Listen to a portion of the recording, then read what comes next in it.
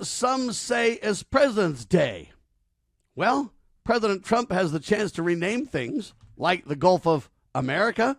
From now, we are going to be changing the name of the Gulf of Mexico to the Gulf of America. What if I get a chance to rename things?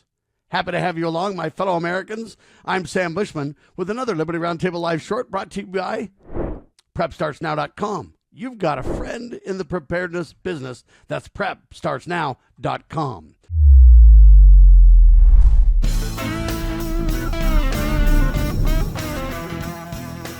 So if President Trump gets to just rename things willy-nilly, talking about mountains and the Gulf of America and so on, well, they renamed something that I'd like to rename back. How about that?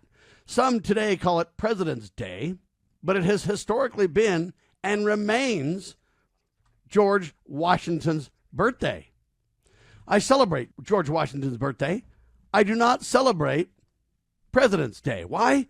Because there's a lot of bogus presidents. Look at Joe Biden for the most recent example.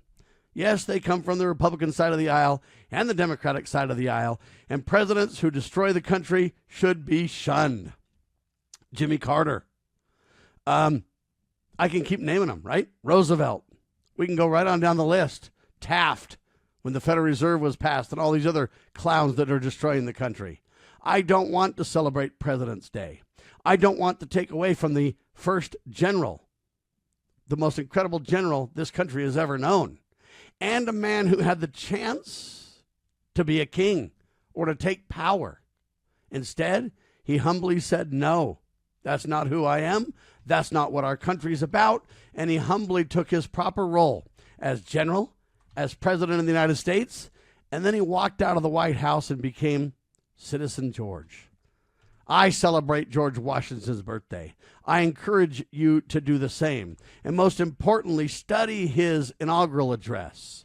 Study his other addresses, his Thanksgiving proclamation, and the address he gave when he left office. What an incredible man. What an example to follow. And let's not taint President George Washington's birthday with a mere term like President's Day. Let's stand up for George. And I've renamed President's Day George Washington's birthday, back the way it was intended by the Founding Fathers.